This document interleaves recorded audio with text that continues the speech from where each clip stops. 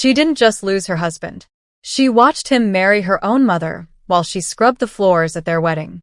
6 months pregnant, dressed in a stained cleaning uniform, Chisom knelt on cold marble tiles, wiping champagne stains as Nigeria's wealthiest elite celebrated the union of Emeka and Adaeze, her ex-husband and her mother, under chandeliers that cost more than most people's homes. When Adeeze's designer heel-kicked the bucket of dirty water across Chisom's feet, the crowd didn't gasp in horror. They laughed. They took photos. They watched as a mother sneered at her pregnant daughter. Some women are born to scrub floors, and some are born to be queens. What they didn't know, what Emeka didn't know, what Adeeze desperately hoped no one would ever discover, was that Chisom wasn't just a cleaner. She was the hidden heiress to the chief Okonkwo's empire. The hotel they mocked her in? She owned it. The champagne they poured? Hers. The future they thought they'd secured? Built on land that belonged to the woman kneeling at their feet. Tomorrow, the will would be read. Tomorrow, Lagos society will learn the truth. Tonight, Chisom let them dance. Because the higher they climbed, the harder they would fall. Dear viewers, if you believe in justice for the underestimated, the humiliated, and the silently powerful, subscribe now. In the comments, tell me, have you ever been underestimated by someone who didn't know your true worth? Let's stand together. The rag slipped from Chisom Okonkwo's fingers. It wasn't because she was clumsy. It wasn't because she was tired, though God knew she was. It was because of the weight of everything she had endured, everything she had protected in silence, everything she had sacrificed to prove herself worthy, was about to shift in less than 12 hours. Chisom, 28 years old, 6 months pregnant, and currently employed as a hotel cleaner, knelt on the polished marble floor of the grand ballroom alone. The room was pristine, glittering cold. The kind of cold that reminded her how far she had fallen from the warm compound where her father, Chief Okonkwo, had raised her with calloused hands and wise words. She blinked down at the champagne-stained tiles, her reflection wavering in the marble like a ghost. Her cleaning uniform clung to her back, drenched in sweat. Her pregnant belly pressed against her knees, making every movement an effort. Above her, crystal chandeliers worth more than most people's life savings glowed softly, casting light on the wedding decorations being set up around her. White roses, gold ribbons. A champagne fountain is already bubbling in preparation. Her phone buzzed in her apron pocket. One word flashed on the cracked screen. Tomorrow. Her chest tightened. To the audience, this message isn't mysterious. It's the confirmation from her father's attorney, Barrister Okafor, that the public reading of Chief Okonkwo's will happen tomorrow morning at 10 a.m. in this very hotel's conference room. The will that would name her the sole heir to a 45 billion naira empire. The will that would reveal to all of Lagos that the pregnant cleaner they had ignored, mocked, and discarded was the richest woman in the room all along. Chisom was hours away from reclaiming her inheritance, her identity, and her dignity, and from finally teaching her unborn child the lesson her father had spent years preparing her to understand. But for the audience, this is also the moment to truly understand who she is. Chisom did not inherit her wealth easily. She did not marry into power. She earned every ounce of the strength she now carried. At age 11, she sits cross-legged on a dirt floor in a modest compound far from Lagos. Her father, Chief Okonkwo, a man whose name commanded respect across Nigeria, hands her a broom. Chisom, wealth without character is a curse. I am raising you this way so that when the time comes, you will know the difference between gold and dignity. At 18, her mother Adaeze, the woman who gave birth to her but never raised her, appears at the compound gate in a designer dress and luxury car. She demands Chisom come live with her in Lagos where you belong. Chief Okonkwo refuses. She belongs where she is learning to be a woman of substance, not status. Adaeze leaves in fury, vowing never to return. At 23, Chisom meets Emeka in the village market. He's kind then funny, someone who listens when she talks about her dreams. His insecurity shows even then. The way he flinches when people praise her intelligence, the way he avoids asking about her family, but she convinces herself love can bear that weight. At 25, she marries Emeka in a humble ceremony. Chief Okonkwo attends, his face solemn but proud. Adaeze shows up uninvited, wearing white to another woman's wedding, and says loud enough for everyone to hear, "You're marrying nobody because you are a nobody." At 26, Chief Okonkwo dies. His will is sealed. The lawyer explains the terms. Chisom can only claim her inheritance after a period of hardship. After proving through humility, sacrifice, and a test of true love that she understands what it means to have nothing, so she will never abuse what she has. The timeline, 3 years. Over those years, Chisom lived simply, works quietly, hides her identity from Emeka to protect their love from the corruption of wealth. She pays most of their bills from savings her father left her in trust. She dreams of the day she can finally tell Emeka the truth and build a life together in honesty. But in the heavy, painful choice to protect his pride, she never realizes she is shrinking herself to make room for his ego. She keeps her father's legacy quiet. She downplays her intelligence. She always says, "It's nothing," when he asks about her family history. She thinks protecting his fragile sense of worth means protecting the marriage. Tonight was supposed to be the beginning of freedom. The ballroom hummed with the soft rhythm of workers setting up for tomorrow's event. The air smelled of fresh flowers and expensive perfume already being sprayed on linens. Outside the floor-to-ceiling windows, Lagos glowed in the distance, the city unaware of how close it was to witnessing a seismic shift in its social order. Chisom gathered her cleaning supplies slowly, her movements deliberate. She aligned the bottles with the same precision her father had once taught her when organizing his tools. Everything in its place. Everything with purpose. Her supervisor, Mrs. Adaeze, a sharp-eyed woman in her 50s, stepped into the ballroom, clipboard in hand. She surveyed the space critically, then her gaze landed on Chisom. "You'll be working the wedding reception tomorrow," Mrs. Adaeze said flatly. No warmth. No recognition that Chisom was 6 months pregnant and already exhausted. The Okonkwo Ballroom. High-profile event. "The bride specifically requested you." Chisom's blood went cold. The bride. Her mother. Ma. Chisom's voice came out small, uncertain. Mrs. Adaeze frowned impatiently. "Did I stutter?" "The bride wants you assigned to floor duty during the reception. Be here at noon sharp. Wear a clean uniform this time." Chisom's hands trembled as she gripped the edge of her cleaning cart. This wasn't a coincidence. This was calculated. Adaeze knew exactly what she was doing, forcing Chisom to serve at the wedding where her own ex-husband would marry her mother. Forcing her to witness her ultimate humiliation while invisible to the celebrating elite. But what Adaeze didn't know, what she could know, was that the 3-year hardship period ended tomorrow. That the well reading was scheduled for the morning after the wedding. That the hotel they would celebrate in, the ballroom they would dance in, the champagne they would drink, all of it belonged to Chisom. Mrs. Adaeze was already walking away, dismissing her. Chisom exhaled slowly, steadying herself. She placed one hand protectively on her belly, feeling the faint flutter of movement inside. Not much longer, she thought. Just one more night. Her phone buzzed again. Sharp. Insistent. The name on the screen made her stomach drop. Adaeze Okonkwo. 5 missed calls. Adaeze. The woman who had disowned her. The woman who had spread lies throughout Lagos society, calling Chisom ungrateful, useless, a disgrace. The woman who believed no one was good enough to inherit Chief Okonkwo's wealth.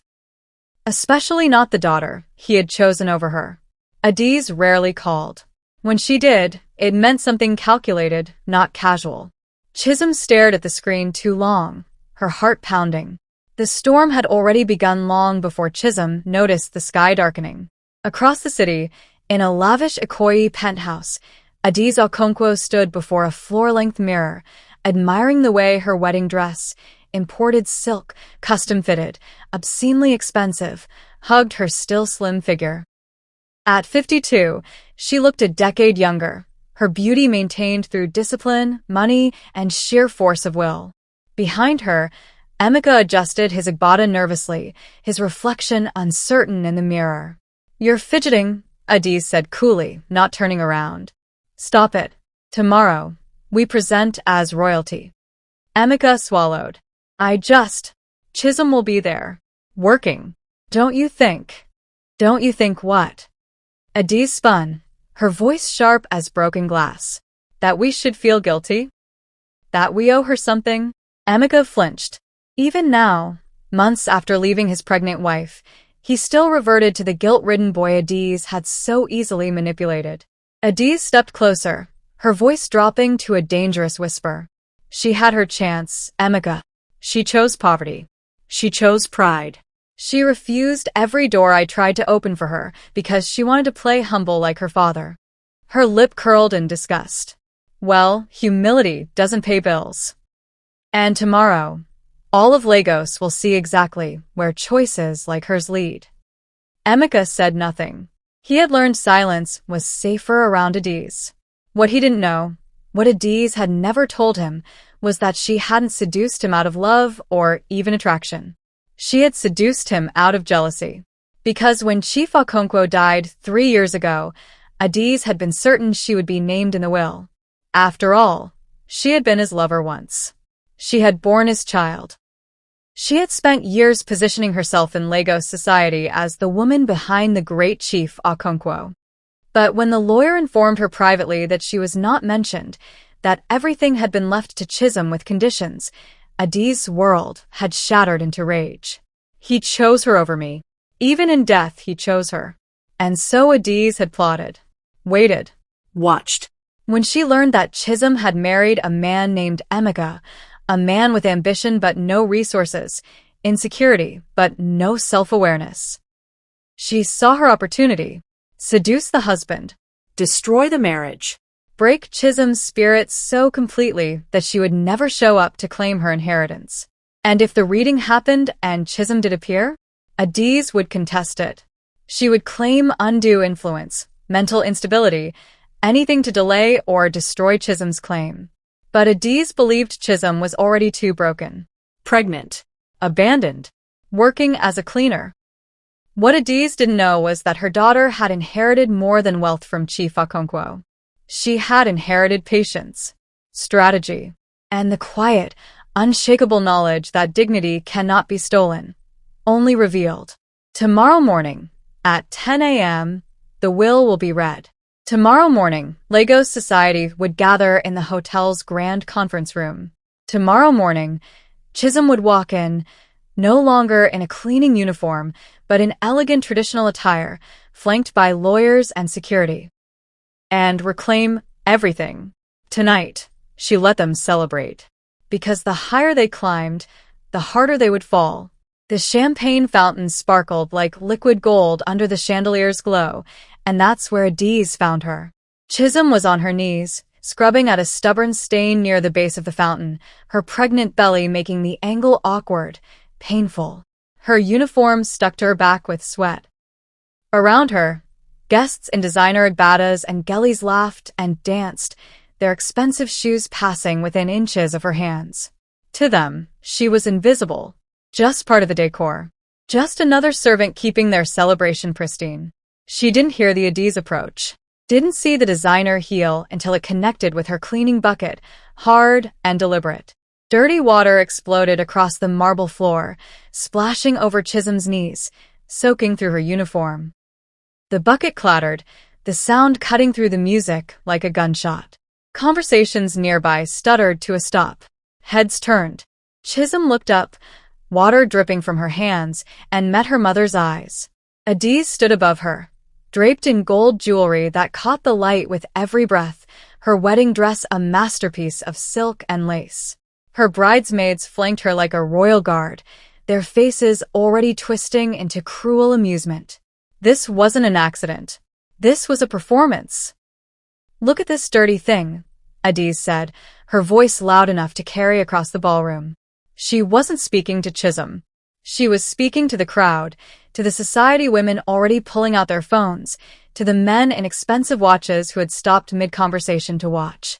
She couldn't keep her husband because she's useless, just like I always said. A bridesmaid giggled. Another whispered something behind her hand. Chisom's hands trembled as she instinctively moved to protect her belly, her fingers spreading across the fabric of her uniform. Tears burned at the edges of her vision, hot and shameful. Some women are born to scrub floors, Adaeze continued, tilting her head as if examining something pitiful and small. And some are born to be queens. The bridesmaids erupted into laughter. Phones lifted. The camera flashes sparked in Chisom's peripheral vision. She could hear the soft clicks, the whispered commentary. Asterisk, is that the ex-wife? Oh my God, she's pregnant. This is too much. Someone's recording this. Asterisk. Across the ballroom, near the wedding cake that towered like a monument to excess, Emeka stood frozen.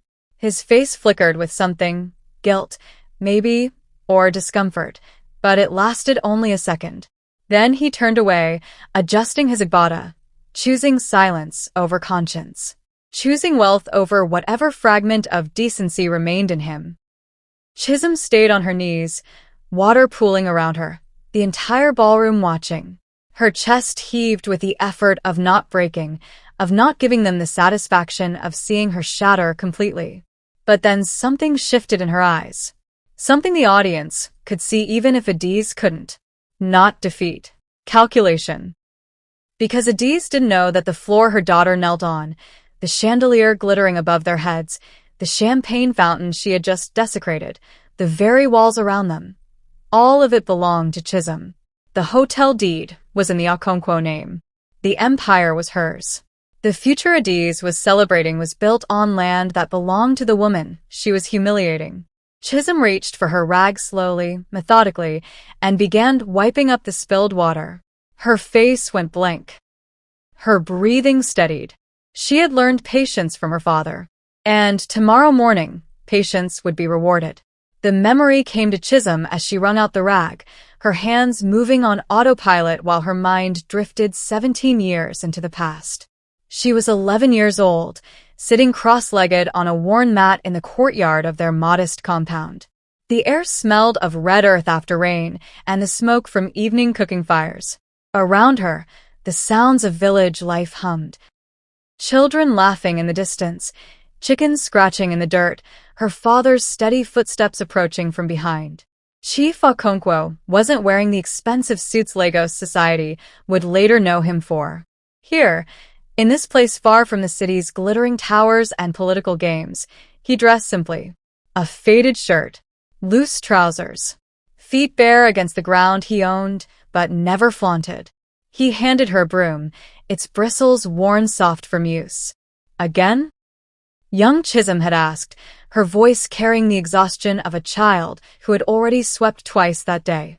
Her father knelt beside her, his weathered hands covering hers on the broom handle. His eyes were kind but unyielding. Chisom, wealth without character is a curse. Do you understand what that means? She shook her head, not really understanding, not yet. It means that money can build palaces, but it cannot build a person. That gold can buy loyalty, but it cannot buy integrity. He guided her hands across the courtyard, sweeping slowly, deliberately. I am raising you this way so that when the time comes, you will know the difference between what glitters and what sustains, between what is given and what is earned. Young Chisom looked up at him, confused. But Papa, you have so much. Why do we live like this? Chief Okonkwo smiled, but there was sadness in it. Because I have seen what wealth does to those who have never known struggle. It makes them cruel, entitled, blind to humanity in others. He touched her cheek gently. You are my daughter, and one day, all of this will be yours, the hotels, the investments, the land, everything I have built. But only if you prove you understand what it means to have nothing. Only then will you never abuse what you have. He stood, pulling her to her feet, and placed both hands on her small shoulders. There will come a time when people will test you, Chisom. When they will mistake your humility for weakness. When they will try to break you, because they believe you have nothing to fight back with. His voice grew firmer, almost prophetic. But you will remember this moment. You will remember that the woman sweeping floors is not less than the woman wearing gold. That dignity is not determined by what you own, but by how you carry yourself when you believe you have lost everything. Young Chisom nodded, still not fully understanding the weight of his words. But the woman kneeling on the ballroom floor 18 years later, water soaking through her uniform, her mother's laughter echoing around her, she understood now. Chifa Okonkwo had been preparing her for this exact moment. For the test of being humiliated while holding all the power. For the discipline of staying silent while knowing the truth. Tomorrow, she would prove she had learned the lesson. The memory shifted, darker now, pulling Chisom back to a day she had tried for years to forget. She was 19, standing outside her father's office in Lagos. She had come to the city for the first time, curious about the empire Chief Okonkwo had built beyond the quiet compound where she'd grown up. Through the heavy mahogany door, she could hear voices rising, her father's, calm and immovable, and another voice she barely recognized. Her mother's. "You owe me, Obi." Adaeze's voice was sharp, desperate in a way that made young Chisom press closer to the door. "I gave you a daughter. I kept your secrets. I stayed silent when you needed me to. And now you're telling me I get nothing?" Chief Okonkwo's response came low and final. "You stayed silent because I paid you, Adaeze. Generously. For 19 years, you have received more money than most people see in a lifetime. But you were never my wife. You were never my partner. And you will never be my heir." The sound of a hand slamming on a desk made Chisom flinch. "She doesn't deserve it." Adaeze's voice cracked with rage. "That village girl who knows nothing about Lagos, nothing about power, nothing about what it takes to survive in this world. You're giving everything to her. I am giving everything to the daughter I raised." Chief Okonkwo's tone hardened. "The daughter who knows the value of work, who understands humility, who will use what I leave her to build, not to destroy. You, Adaeze, have only ever understood greed."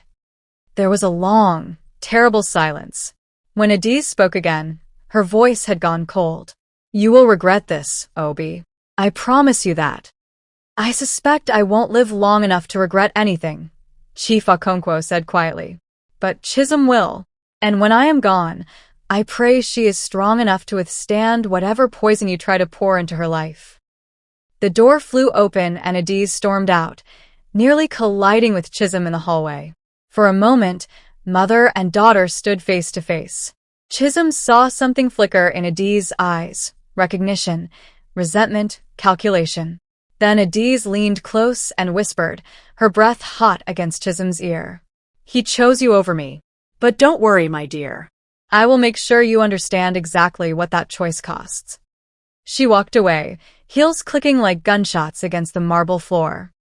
Chief Okonkwo appeared in the doorway, his face weary. He pulled Chisom into his office and closed the door. "You heard." Chisom nodded, unable to speak. "Your mother is not a bad woman, Chisom. She is a wounded one. And wounded people often wound others to ease their own pain."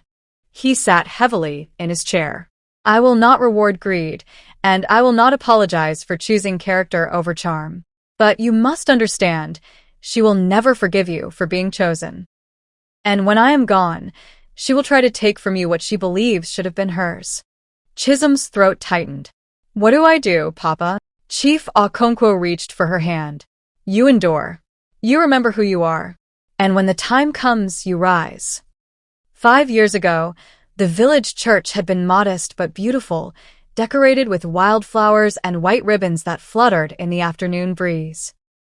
Chisom stood at the altar in a simple white dress, her hands trembling as Emeka slipped the ring onto her finger. He had been different then. Or perhaps she had simply wanted to believe he was. Kind. Attentive. The way he listened when she talked about her dreams of helping people, of building something meaningful with her life. The way he held her hand during their evening walks, telling her she was the smartest woman he'd ever met. But even then, there were cracks she chose not to see. The way his smile faded whenever someone praised her cooking, her wisdom, her strength. The way he changed the subject when she mentioned her father, as if the Chief Okonkwo's name made him uncomfortable. The small comments that seemed harmless at first, You don't need to be so clever all the time, or maybe let me handle this one, or sometimes I wonder if you actually need me. She had convinced herself it was just insecurity, that love could smooth those rough edges. That if she just made herself a little smaller, a little quieter, a little less threatening, he would feel secure enough to love her fully. So she hid things. Her education, her intelligence, the full truth about her father's wealth and the inheritance waiting for her. She told herself it was protection, that she wanted Emeka to love her for who she was, not what she would become. But protection became a habit, and habit became prison. The wedding guests clapped as the pastor pronounced them husband and wife. Chisom turned, beaming, ready to walk down the aisle into her new life, and froze. Adaeze stood at the back of the church. She hadn't been invited. Chisom hadn't spoken to her mother in 4 years, not since that day outside her father's office. But there she was, dressed in white. White, to another woman's wedding, her face a mask of cold disdain. As Chisom and Emeka walked past, Adaeze's voice cut through the celebration like a blade. You're marrying nobody, because you are a nobody. Don't come crying to me when this fails. Guests gasped. Emeka's grip on Chisom's hand tightened, his face flushing with humiliation. But Chisom kept walking, head high, refusing to let her mother see her break. Outside, under the fading sunlight, Emeka pulled away from her. Who was that? His voice shook with anger and shame. My mother, Chisom whispered. Your mother? He stared at her as if seeing a stranger. You said you didn't have family. You said. I said I was raised by my father. That's true. But she's alive. And he gestured helplessly toward the church. She's rich. I could tell from the way she dressed, the way she carried herself. Why didn't you tell me? Because I wanted you to love me, not my connections, Chisom thought. But she didn't say it. She just reached for his hand. He pulled away. It was the first time, but it wouldn't be the last. 2 years later, Chief Okonkwo died. The will was sealed, and the cracks in her marriage began splitting into chasms. 6 months ago, Chisom had been folding laundry in their small apartment when Emeka came home early, his face flushed with excitement she hadn't seen in years. I met someone today, he said, dropping his briefcase by the door. Someone who wants to help us. Really help us. Chisom looked up from the tiny onesie in her hands. She was 4 months pregnant then, just beginning to show. Help us how? Business connections. Investment opportunities. A way out of this. He gestured around their cramped living room with something close to disgust. She said she sees potential in me, that I'm wasting my talents in this situation. Something cold settled in Chisom's stomach. She? Adaeze Okonkwo. Emeka said the name was salvation. She reached out through mutual contact. Said she'd been watching my career. Thought I had promised. She wants to mentor me. The laundry basket slipped from Chisom's hands. Emeka, that's I know who she is. His voice hardened. Your mother. The one who didn't think I was good enough for you 5 years ago. Well, apparently, she's had a change of heart. But Chisom knew better. Adaeze never had changes of heart. She had strategies. Over the next few weeks, Emeka began coming home later, smelling of expensive perfume, talking about lunches with Adaeze, dinners with her business associates, opportunities that were finally opening up for him. Chisom watched her husband slip away, like water, through her fingers. She tried to reach him. Emeka, please. There are things you don't understand about her. About why she left. About what? He spun on her, eyes flashing. About how you come from money, but chose to keep us struggling. About how you have family connections you never used. About how I've been working myself to death while you played humble. That's not fair. Fair. He laughed, bitter and ugly. You want to talk about fairness? I married you thinking we were building something together. That we were both starting from nothing. But you were just slumming it, weren't you?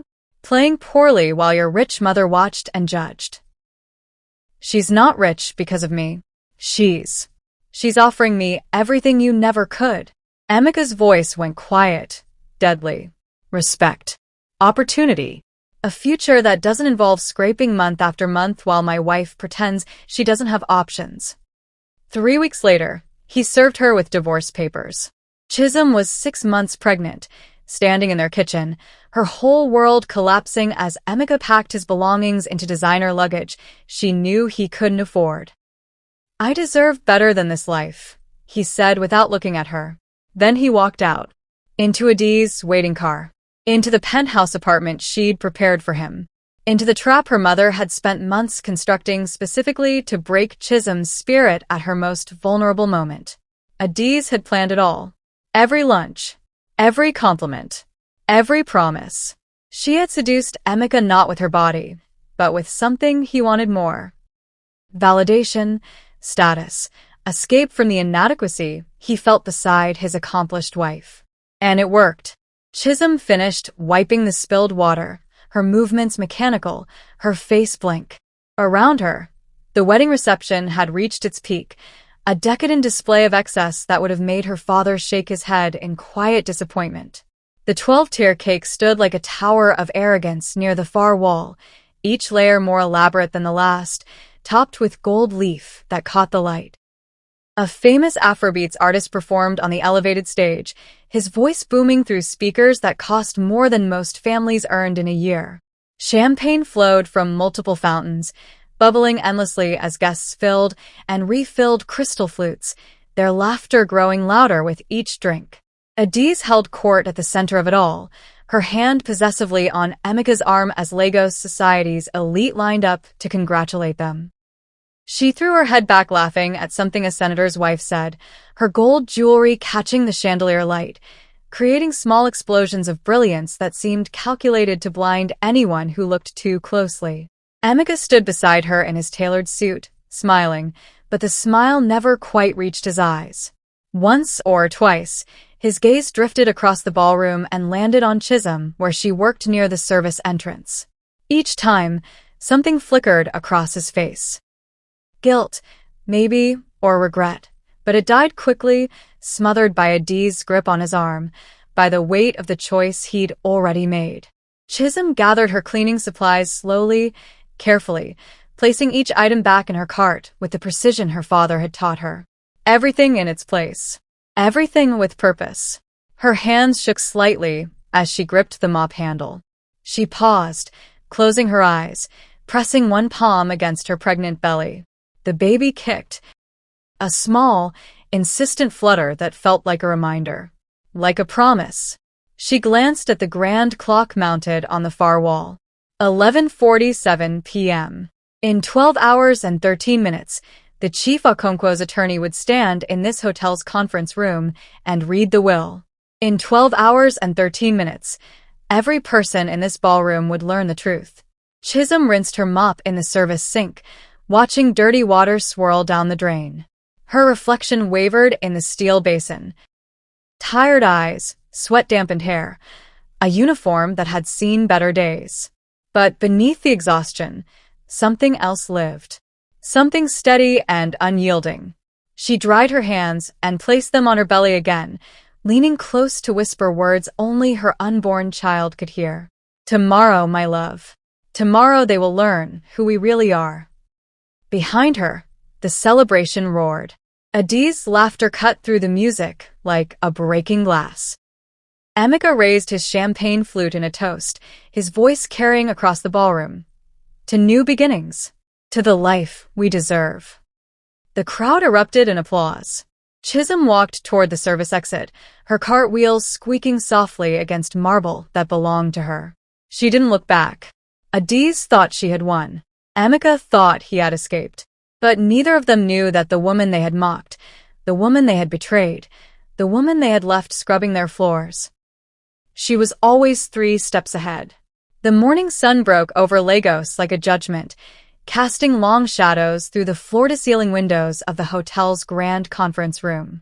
By 9:30 a.m., the space was already packed, business executives in sharp suits, society journalists clutching recording devices, curious onlookers who had heard whispers of something significant about to unfold. The Okonkwo name still carried weight in Lagos, even 3 years after Chief Okonkwo's death. His empire had shaped the city's skyline, influenced its politics, and his reputation for integrity had made him a legend. Now, finally, the public reading of his will would reveal who would inherit that legacy. Adaeze arrived at 9:45 a.m. in a new Hermes dress, cream silk that whispered wealth with every movement. She had chosen it specifically for this moment, for the cameras she knew would be here, for the statement she intended to make. Emeka walked beside her in a tailored navy suit, his posture straighter than it had been in years, his face carrying the confident glow of a man who believed he had finally secured his place among Lagos's elite. They took seats in the front row, Adaeze's hand resting proprietarily on Emeka's knee. Around them, whispers rippled through the crowd. Society women leaned close to each other, their speculation dressed as concern. I heard she was his mistress for years. She must be in the will. Why else would she be here? That's her new husband, can you imagine? Adaeze smiled, pretending not to hear, but inside, she was calculating.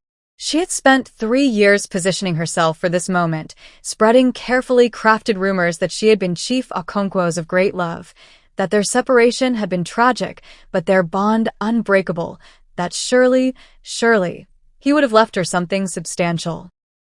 If Chisom's name appeared in the will, Adaeze was prepared to contest it. She had lawyers on retainer, ready to argue undue influence, mental incompetence, anything that would delay or destroy her daughter's claim. She had bank statements showing the money Chief Okonkwo had given her over the years, proof of their relationship, ammunition for a legal battle she was fully prepared to wage. But Adaeze didn't think it would come to that. She had broken Chisom too thoroughly. Pregnant, abandoned, working as a cleaner, there was no way her daughter had the strength to show up today, let alone fight for anything.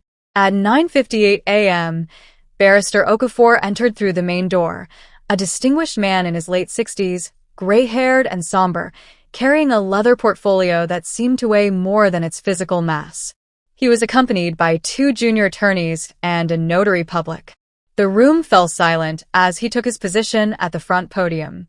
At exactly 10:00 a.m., he opened the portfolio and withdrew a sealed envelope bearing Chief Okonkwo's personal wax seal, a lion's head pressed into deep red wax that had remained unbroken for 3 years. The room held its breath. Barrister Okafor broke the seal with a deliberate ceremony, unfolded the document inside, and adjusted his reading glasses. His voice, when he spoke, carried the weight of finality. I, Chief Obiora Okonkwo, being of sound mind and body, do hereby declare this to be my last will and testament.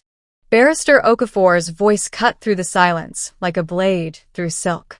I leave the entirety of my estate, including but not limited to the Okonkwo Grand Hotel and all subsidiary properties, oil investment holdings valued at 12 billion naira, commercial and residential real estate holdings across Lagos, Abuja, and Port Harcourt, liquid assets totaling 45 billion naira, and all associated business entities operating under the Okonkwo Empire, to my beloved daughter and only heir, Chisom Okonkwo. The room erupted. Gasps echoed off the marble walls. Journalists lunged forward, cameras flashing. Society women grabbed each other's arms, their faces twisted in shock. Businessmen pulled out their phones, already calculating what this meant for their own investments and connections. In the front row, Adaeze's face drained of color. Her mouth opened and closed, but no sound emerged. Beside her, Emeka stumbled backward in his chair, his hands gripping the armrests so hard his knuckles went white. Where is this Chisom? Someone shouted from the back. All eyes searched the room, scanning faces, looking for this mysterious heiress who had just been revealed as one of the wealthiest women in Nigeria. Barrister Okafor raised his hand for silence, but before he could speak, the side door opened. Chisom entered. She was no longer wearing the stained cleaning uniform from last night. Instead, she was dressed in elegant traditional attire. A deep purple osso oak wrapper and buba embroidered with gold thread that caught the morning light. Her gully was tied with precision and pride. Her pregnant belly was no longer hidden but displayed openly, a testament to life, continuing despite betrayal. Her head was held high, her shoulders back, her face serene. She was flanked by 3 attorneys in dark suits and 2 security personnel who moved with military precision. The room fell into stunned, cathedral silence. Every eye followed her as she walked down the center aisle, her movements unhurried, deliberate. She passed society women who had ignored her just yesterday. She passed businessmen who had looked through her as if she were invisible. She passed journalists who were now scrambling to capture her image. And then she reached the front row. Adaeze sat frozen, her face a mask of horror and disbelief. Her hands trembled in her lap. All the carefully constructed lies, all the rumors she had spread, all the positioning and manipulation, it crumbled like sand castles before a tide. Emeka's face had gone gray. His eyes were wide, unblinking, as if his mind was trying and failing to reconcile the woman before him with the pregnant cleaner he had ignored last night. The wife he had abandoned. The woman he had left scrubbed floors while he danced at his own wedding. Chisom stopped directly in front of them. For a long moment, she simply looked at them, not with anger, not with triumph, but with the calm, steady gaze of someone who had already grieved and moved on. Then she turned to face the room, and she spoke.